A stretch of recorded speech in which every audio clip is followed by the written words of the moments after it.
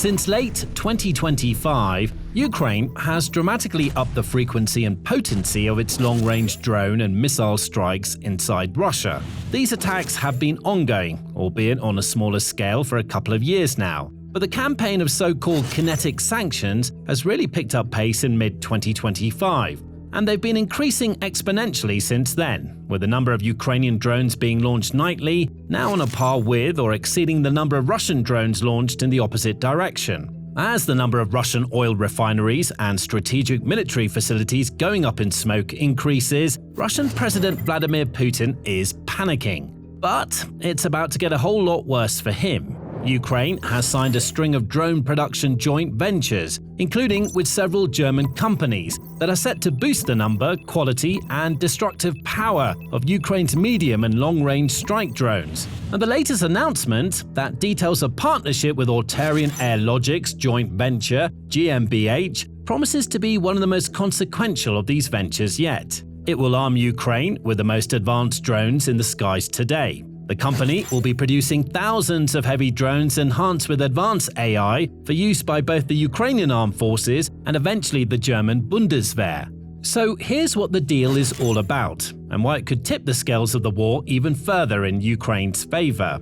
In mid-April 2026, Auterion Air Logic's joint venture GmbH announced that it had received its first order to manufacture thousands of mid-range heavy AI-guided autonomous strike systems for the armed forces of Ukraine. This is the largest German production order for heavy autonomous strike drones to date. The order follows hot on the heels of the announcement of the formation of the company at the Munich Security Conference in February. The corporation, endorsed by the governments of both Germany and Ukraine, is part of a broader effort to strengthen both Ukrainian and European defense industrial capabilities. The joint venture integrates Ukrainian company Air Logic's battle-tested UAV platforms with the German division of US firm Auterion's advanced software for autonomous navigation, AI guidance, and electronic warfare resistance. The joint venture aims to produce drones engineered for resilience in demanding operational environments while maintaining compliance with NATO standards. As Vitaly Kolesninchenko, CEO of Air Logic, puts it, "Together, we're building the future of allied drone warfare."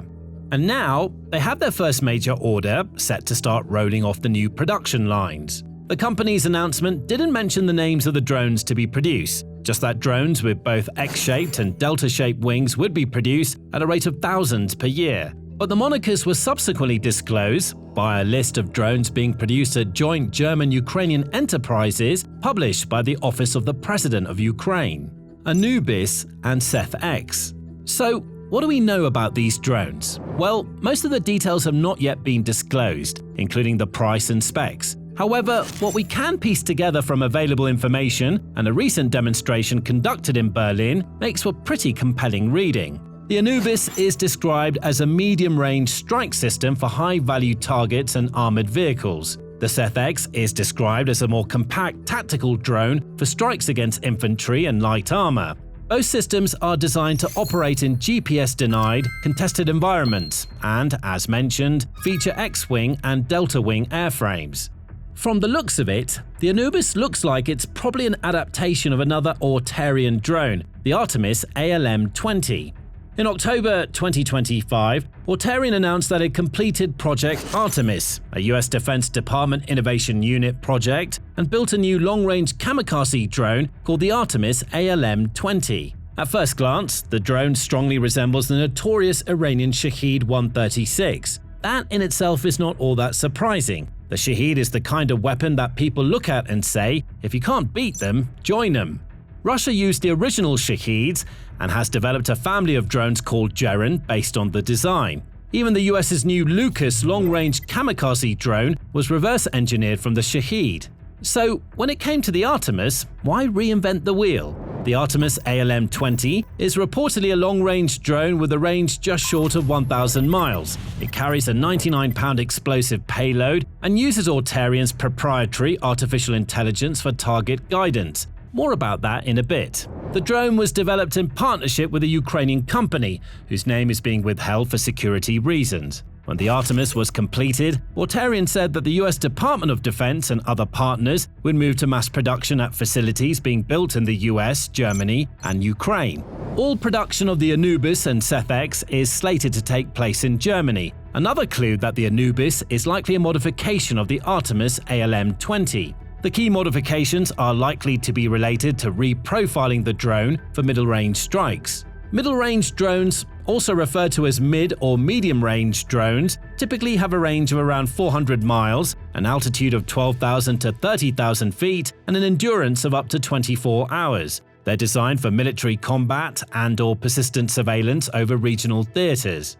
Long-range drones, on the other hand, are often classified as medium or high-altitude long-endurance UAVs, male hail for short. With a range of over 400 miles and an endurance of beyond 24 hours, they're high-endurance strategic platforms used for military surveillance, espionage, weather tracking, and geographic mapping. The medium-range Anubis is designed for striking manpower, tactical and strategic targets, as well as armored vehicles at medium range. Seth-X, on the other hand, is designed for destroying personnel and light armored vehicles, including logistics and transport vehicles. It appears to be an upgrade to Air Logic's UAS Seth kamikaze drone. The original UAS Seth was first spotted during then-German Chancellor Olaf Scholz's visit to Ukraine in December 2024. A few months later, in March 2025, its deployment was confirmed by the Azov 12th Special Operations Brigade. Like the Artemis ALM-20, the UAS Seth and demo models of the Seth-X displayed at the demo in Berlin both also bear a strong resemblance to the Shahed 136. However, they're much smaller, designed for medium-range strikes, typically 30 miles or more, and require substantial fuel and batteries. Unlike the much larger fuel-powered Shahed drone, the UAS Seth unit uses an electric motor, which improves its stealth capabilities by minimizing thermal and acoustic signatures. It also appears to feature jamming-resistant navigation. Both features are highly likely to be included in Seth-X. The Seth-X also has folding wings, meaning it will be launched from a transport launch container. Its exact characteristics haven't been announced, but since it's touted as a short-range drone, it's likely been reconfigured to have an effective range of hundreds of miles as opposed to the tens of miles offered by the strictly short-range UAS Seth. But what makes these drones stand out from many others in the field today is their highly advanced automation, thanks to Auterion's specialized software. Both drones will operate with advanced AI capabilities, primarily powered by Auterion's software stack, including the Auterion OS operating system, Skynode flight computer, and Nemec swarm coordination software. What that indicates is a significant change in Ukraine's strike capabilities, an upgrade from battlefield intelligence to autonomous kinetic response. Auterion's software stack aims to provide a unified hardware-agnostic platform that functions as a common operating system for autonomous systems. This platform is designed to support vehicles across air, land, and sea domains, enabling an open ecosystem where hardware from different manufacturers can operate together seamlessly. Central to the stack is Auterion OS. It's a commercial and hardened distribution of the open-source PX4 flight control software created by Auterion's founder, Dr. Lorenz Meyer. Auterion OS serves as the software backbone that runs on a vehicle like Anubis or Seth-X's onboard computer, managing all core functions from flight control to mission execution. The next part of the stack is Skynode, a group of hardware designed to run Auterion OS. These units combined a flight controller for real-time operations with an onboard mission computer for handling high-level tasks such as AI, computer vision, and advanced communications. Skynode acts as an all-in-one avionics module that manufacturers can integrate into their vehicle designs. The hardware comes in three models: Skynode S for small integrated systems like FPV drones, Skynode X for medium workloads, and Skynode N for AI-heavy workloads. The version most likely to be integrated into the Anubis is the Skynode X or N, while the Seth-X is likely to use the Skynode S, consistent with its role as a smaller tactical drone. The X configuration offers extensive connectivity, redundant sensors, and an integrated Ethernet switch for tactical radios. Joining the OS and hardware together is a suite of software products that provides interfaces for operators and developers to control vehicles, manage fleets, and extend capabilities. That includes Auterion Mission Control. the ground control station software used for mission planning, flight control, and real-time vehicle monitoring. The Auterion suite complements it, providing cloud-based tools for managing flight logging, compliance reporting, and remote monitoring of fleets of autonomous vehicles. Auterion also offers an app store, a marketplace of first-party and third-party applications that run on Auterion OS. These apps provide specialized capabilities, including FPV TGT guidance for terminal strikes, the swarming app for coordinated flight, and the OKSI app for navigation in GPS-denied environments. But perhaps the most compelling Auterion software, or terrifying if you're Putin, is its Nemix software. That's Nemesis, as in the Greek goddess of retribution. Nemix is an AI-powered software capability that enables coordinated autonomous drone swarms. It uses real-time AI and computer vision to allow drones to operate as a coordinated swarm, enabling a single operator to manage multiple drones for area saturation and simultaneous multi-target engagement missions. While it's unclear exactly which components of Auterion's stack will be implemented into the Anubis and Seth-X drones, the fact that swarming capabilities will be included in the drones, particularly the more compact Seth-X, strongly suggests that Nemix will be a core component. Now, if detailed reporting and analysis of military affairs is what you're after, subscribe to The Military Show. We unpack the stories and their implications so you can keep your finger on the pulse of exactly what's going on in the world of warfare. Now, what the inclusion of Auterion's advanced AI-enabled software means is that Anubis and Seth-X offer highly autonomous navigation, target detection, and engagement. These drones should be able to navigate to and select their targets autonomously with very little human intervention. They'll work in GPS-denied, contested environments using AI for navigation and mission execution, even when communication links are jammed or lost. For Ukraine, these capabilities allow the drones to conduct precision strikes against both static and moving targets, while minimizing collateral damage and operator workload. And that could be a game changer. As is well documented, one of Ukraine's main difficulties in the war is with manpower. Ukraine's population was around 3.5 times smaller than Russia's at the start of the full-scale invasion in 2022, and has shrunk further from around 52 million at independence in 1991 to an estimated 39.5 million today.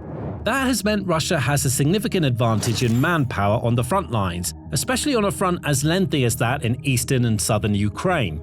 Russia has been able to employ the tactic of attacking in many different areas simultaneously, forcing Ukraine to stretch its thinner forces out, creating gaps which the Russians can exploit. Ukraine's prodigious use of drones on the front lines has significantly reduced that advantage. Now, the ability for Ukraine to launch autonomously operated drones that navigate themselves and find their own targets might turn disadvantage into advantage. The same is true for Ukraine's long-range strikes deep inside Russia. As noted earlier, these strikes have been increasing in range, in number, and in effectiveness, and that's before the widespread introduction of thousands of largely autonomous AI-enabled drone swarms. No wonder Putin and the wider Russian military sphere are panicking.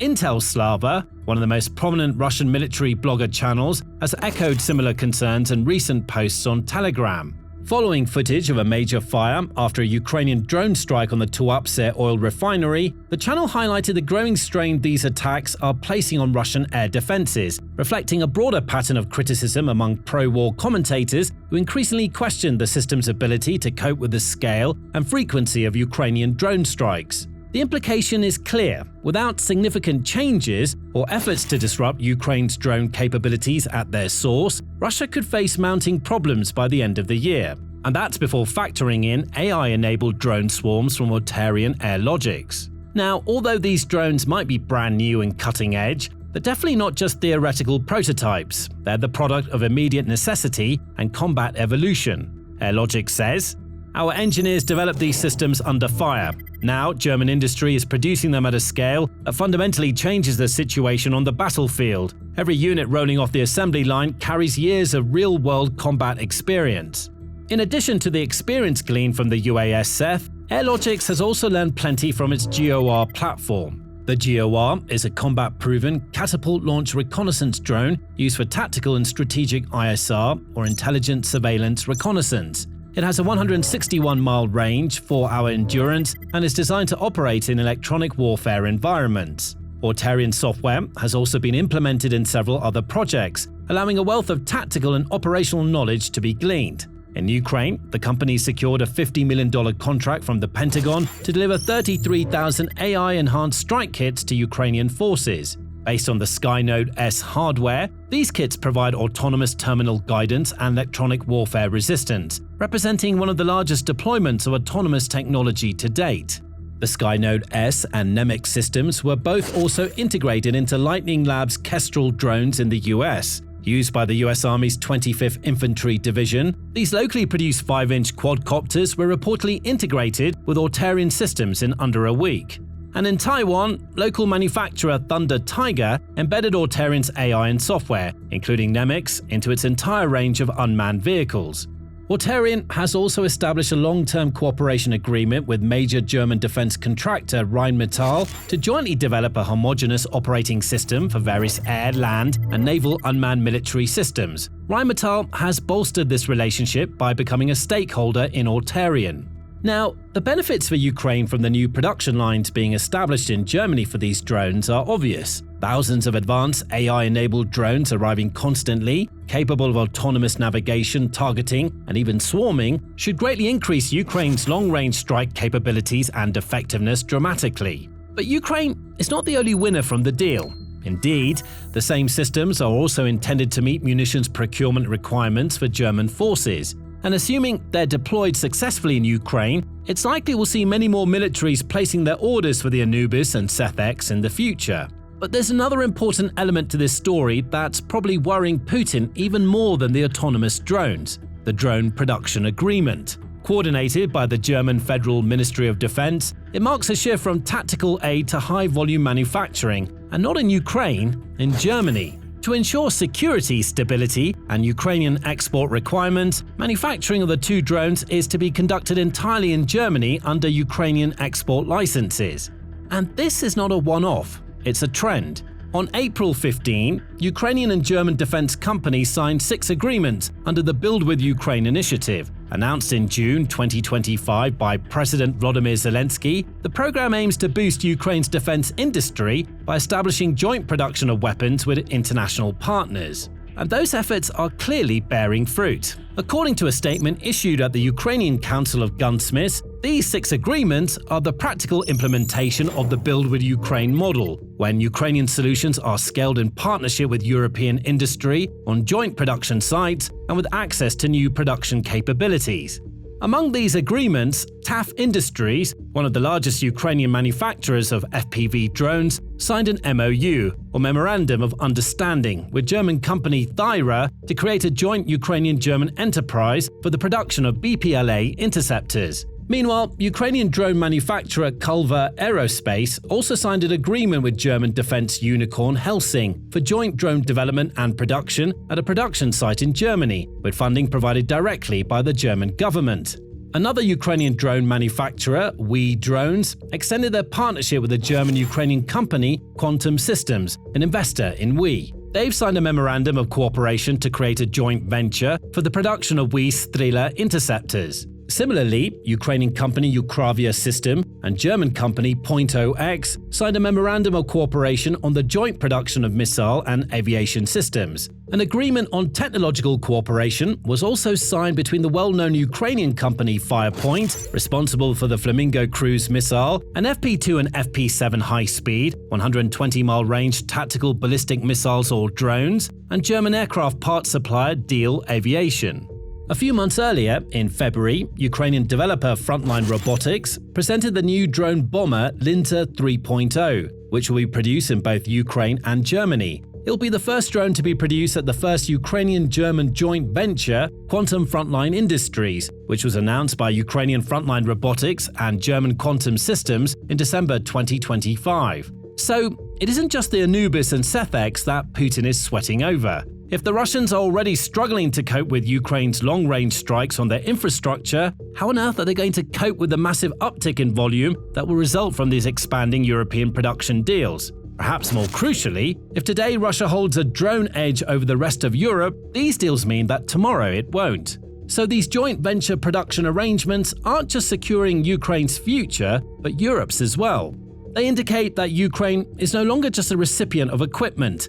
It has become the primary R&D hub where the future of European security is being built and scaled. And the Russians have taken notice with alarm. On the same day as the announcement of the joint ventures outlined earlier, the Russian Ministry of Defense published a list of approximately 21 facilities across Europe and other regions, alleging that they produce strike drones or components for Ukraine. This list includes 11 sites identified as branches of Ukrainian companies in cities such as London, Munich, Riga, Vilnius, and Prague, alongside 10 foreign enterprises in Madrid, Venice, and Haifa. The implications of publishing this list are significant. Dmitry Medvedev, deputy head of Russia's Security Council and one of the loosest Russian cannons on X, posted that these addresses constitute a register of potentially military targets for the Russian armed forces. The Russian Defense Ministry statement must be taken literally. The list of European facilities which makes drones and other equipment is a list of potential targets for the Russian armed forces. When strikes become a reality depends on what comes next. He ended the post with, "Sleep well, European partners." Whether Putin actually orders strikes on any of these facilities remains to be seen. It would be the biggest escalation of the war so far and surely throw NATO and Russia into direct conflict. In that case, it could turn out that, rather than securing Europe's security, producing drones for Ukraine on European territory might be seriously undermining it.